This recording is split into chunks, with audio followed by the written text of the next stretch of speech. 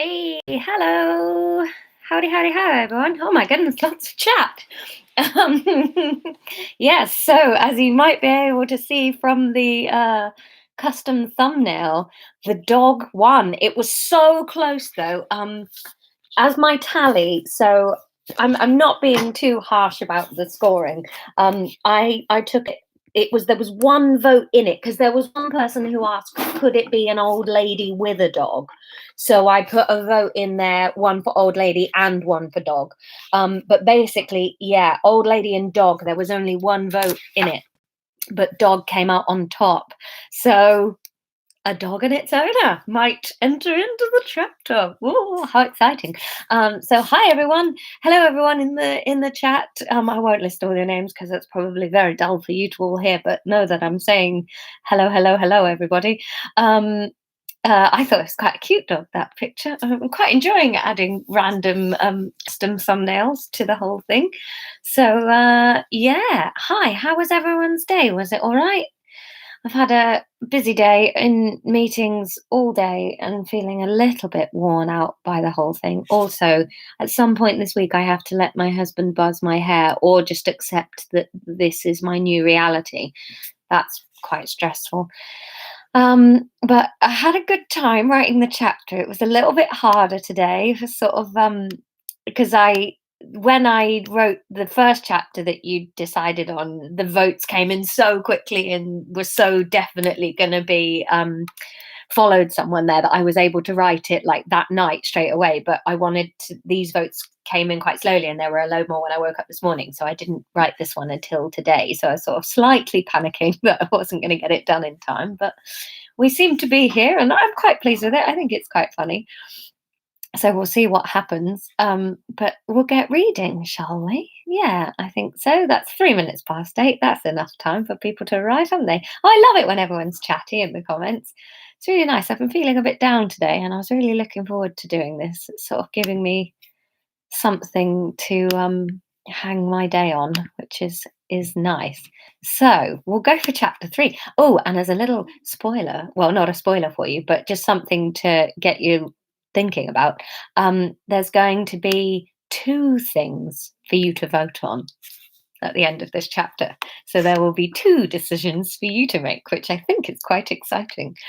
Claire says you'll have to get a closing time for vote. Yeah, I think what I'm going to do is I'm just going to decide that arbitrarily myself because, to be honest, like there's a few bits and pieces going on, and life's turning a crazy corner. I think so. Depending on what time I have in the day, I think generally what I'll say is, yeah, whenever I sit down to write it the next day, if you haven't voted by then, tough luck. So if I get up first thing in the morning, get on with it, that's that. I think that's just going to have to be a rule that I set myself because I've got meetings and bits and pieces. And at the moment, I'm doing about 4 Zoom hours a day with different companies, and it's really wearing me out. So like I'm just writing when I've got the energy and the excitement for it, which for this project is really happening. So we'll hit chapter 3, shall we? See what you think. So fun. There's barely any editing happening, so it's sort of it's so interesting throwing something at the wall. It's not how I'd ever normally write. Right, okay. Now, what was Fiona? Fiona was Welsh, wasn't she? Oh, there, said Fiona, sweeping the last few bits of glitter off the fluffy red carpet. You don't want me to help you close up? Fiona eyed the smashed snow globe in the dustpan and looked back to Emma. I think you've done enough. Emma shrank inside her skin. I'm not normally like this, she said, and her voice sounded very thin, like it weighed very little. Aren't you? Said Fiona coolly, and went to empty the dustpan into the bin and finish the cashing up. Emma stood in the middle of the empty shop floor, feeling like a reprimanded schoolchild. Her throat was constricting, and for a panicked moment, she thought she might be about to cry. Absolutely not, she thought to herself. No, Emma hadn't cried since primary school, since the day Alistair Drummond had pinched the fat on the top of her arms and told her girlfriends don't have these. That was the last time she'd cried. Not because that had been particularly emotionally cauterizing, but really because she'd never been much of a crier before that, and after that, well, once you've had returned to the till. Best start looking for a new job, thought Emma gloomily. It was a real shame because there was something ever so comforting about being in the Christmas shop. If it wasn't for Fiona, it would be perfect. How does someone that aloof come to manage a shop that sells something as lovely as Christmas? Thought Emma as she idled slowly along the high street, not looking where she was going. Perhaps she's very repressed, answered her other thoughts. Perhaps Christmas is everything to her, but she just can't express it. Or perhaps this is her in a great mood, and outside of the Christmas shop, she's an absolute raging bitch. Emma was really beginning to think she preferred the latter voice in her thoughts, and briefly wondered if she should try to think about naming the different thought streams for clarity. You can't, said one of them. You never really know which ones we are. Isn't that schizophrenia? Asked the other. Oh, sorry, is the video not working? Am I alive? Do you need me to repeat anything, or has it sort of caught up slowly? We're alive. All right. Okay, cool. Sorry, it's probably. Let me open the door. Make sure that the vibes can get through the door. She rounded a corner into the crescent, and the full, weighty glory of the setting sun bounded into her eyes. It was a truly breathtaking bit of scenery. All the architectural majesty of Bath combined with magic hour lighting.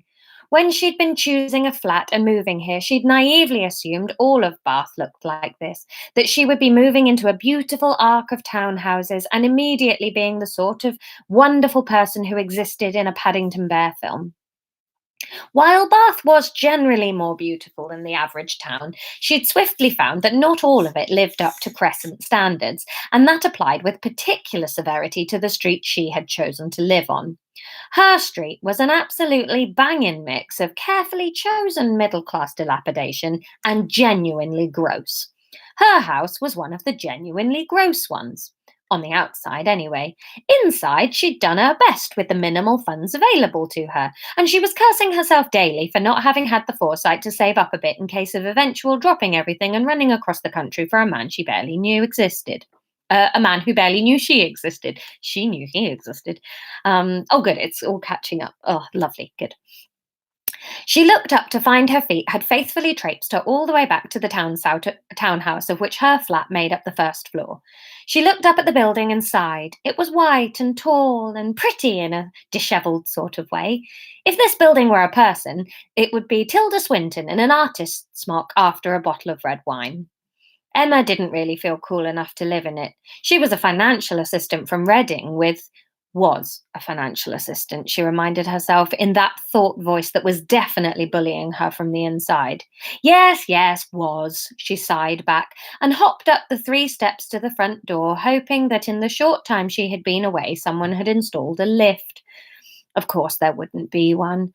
And it wasn't an enormous flight of stairs up to her own flat, but wouldn't that be a great turn up for the books not to have to get out of breath? She put the key in the lock and opened the front door, thumbing through the letters on the side table to see if there was anything for her flat. How could there be? You've only lived here a week, she reminded herself. And you've been too embarrassed to tell most people that you've moved here, came the unkind thought right on cue. I'm not embarrassed, she said out loud, and then instantly reddened and peered around the stairs to check that none of her neighbours was in the foyer and had heard her. I am now, she admitted cerebrally and padded up the stairs. As she put the key to her flat door into the lock, the door swung open in front of her. Oh, bollocks, you stupid cow, you've left the door open and been burgled, she thought in alarm. It could just be one or the other, she interjected hopefully.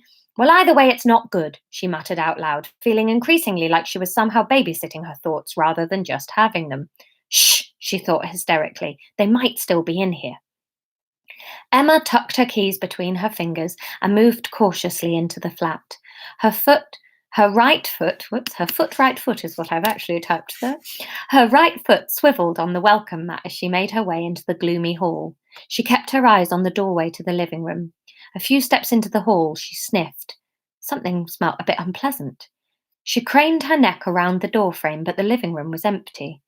As she lifted her foot to turn and check the kitchen, the awful smell hit her full front in both nostrils. It smelt absolutely rancid. She thought, was that dog mess? And whizzed back to check whether the window in the living room was open. Although how any dog could produce a turd that smelled strong enough to be this awful from outside and a floor down, she didn't know. That was a dog with a diet worse than her own, which was really saying something. The living room window was closed, but the smell was overpowering. She walked to the kitchen, but the smell didn't diminish. In fact, it seemed to be staying just as strong wherever she went. With an awful sinking feeling, she looked down at the hall floorboards and saw a horrifyingly regular brown smear making its way in single footprints down the hall. What the hell? She shouted into the silence. It hadn't smelt in the foyer, had it? She crossed her right leg over her left knee and hastily removed her stinking shoe. Carefully watching where she stepped, she padded back down her hallway, retracing her shitty steps to place her shoe outside the flat. When she reached the door, she, for the first time in her life, genuinely could not believe her eyes. Not believing one's eyes was a thing she had read about before, and not really believed was a thing. If something was in front of you, then you knew it was there. You couldn't not believe what you could see, but stood there in the hall, carrying her favourite patent leather ballet pumps, she really couldn't believe that she was looking at an enormous, very squashed dog turd lying squarely in the middle of her welcome mat. What the fuck? She questioned the shit as it lolloped on the brown Hessian. Where the fuck have you come from? Just then, there was the sound of a dog barking from somewhere down the hall. Why? She said instinctively, dropping the shoe and moving as quickly as the shit-strewn hallway would allow towards the kitchen where, sitting up on one of her pristine kitchen counters, was a dog. Of course there's a dog, she said out loud, but not to the offending dog. Talking to herself just seemed to be something she was developing now that she was a crazy person who lived in Bath. Why wouldn't there be a dog? Ha ha ha! She and the dog eyed each other warily. The dog barked again. But why are you here, though? She asked it. Did you open the door? Fucking hell, Emma, she immediately thought, scolded. Of course it didn't open the door. It might be a burglar's scout dog or the sentry dog, and it leaves a poo on the doormat as a warning. Like the wet bandits! Stop thinking about Home Alone, she said, and the dog cocked its head to one side suspiciously. Okay, so on the plus side, I now know where the turd has come from, but on the minus side, I now have a turd and a dog to deal with. The smell of the poo from the hallway was becoming really quite bothersome. So Emma decided to deal with that before anything else, just in case the dog got skittish and went running, thus dragging the poop through more of her new and, more importantly, security deposited flat. She made her way back down the hall, the dog barking again as she left the kitchen, and was just bent over the hall mat to lift the mess and the messy shoe and take them down to the bins, when the door came flying open, hitting her hard onto the top of the head, barreling the mat, shoe, and shit into her jumper and knocking her backwards onto the floor.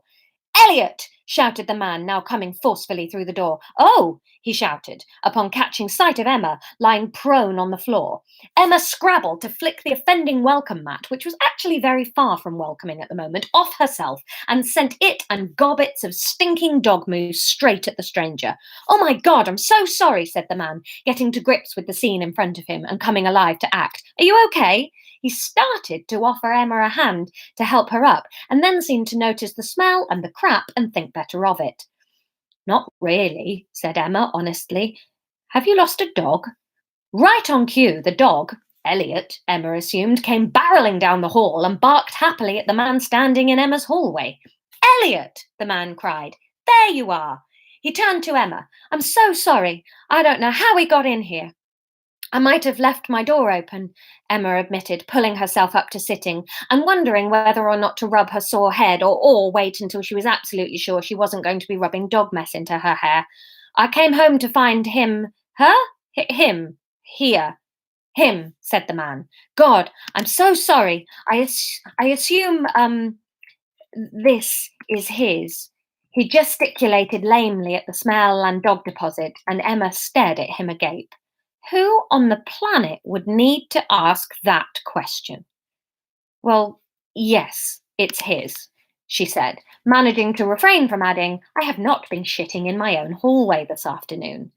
Well, I am so sorry. I'm so sorry. My name's Jack. I live upstairs with Elliot when he's not here. I'm so sorry. I don't really know what to do. He looked at Emma helplessly. Me neither, she replied from her crumpled position against the wall, and she really truly didn't. So there you go. That is the end of chapter three. Um, I hope that was okay. It's quite an interesting challenge when I sort of like, obviously, you know that she's going to meet a dog. So I sort of thought to myself, like, right, okay, what's the challenge for how to make that interesting? Oh, that's lots of smiley emojis. That's good. Yay. That means, yay. Ah, good. Good. I'm glad you like that. Fun. Okay. Good. Kevin says that was nothing like I expected it to be. That's good. That's it's sort of interesting as a writing challenge. Like, obviously, if you didn't know she was going to meet a dog, she could meet a dog anyway. But obviously, with you knowing that that's what's going to happen, I sort of thought I'd liven it up a little bit. Um, you liked the Home Alone continuity, Edward? Good. Yeah, I sort of thought that was a nice, silly thing. Yay. All right, good. Right. So, your questions then. Your questions, there's two questions for chapter four. So, first thing you get to decide is in chapter three, does Jack, one, help Emma clear up? Two, not even offer to help Emma clear up? Three, offer Emma dinner to apologize? Or four, get angry with Emma for leaving her door open? So those are your four options there. In chapter three, does Jack help Emma clear up? Not even offer to help Emma clear up? Offer Emma dinner to apologize? Or get angry with Emma for leaving her door open? And then also, you get to decide, is Jack A, roughly Emma's age, B, 10 years younger than Emma? I'm picturing Emma at about 30. C, 15 years older than Emma, or D, 30 years older than Emma. So I'll put all of those options in the comment. And if you can, if you could like this video and subscribe to the YouTube and maybe share it on Twitter once I've posted it, that would really help. It'd be really nice to sort of build an audience for these. So if you've enjoyed it, like if you could click like, that would be really helpful. So I'll post the questions in the description, and then if you comment under the video, and then we'll decide how old Jack is and what's going to come of this. I'm ready for tomorrow. So thanks, guys. This was really fun again. I look forward to writing the next bit, and I'll see you tomorrow. Have a nice day. Bye.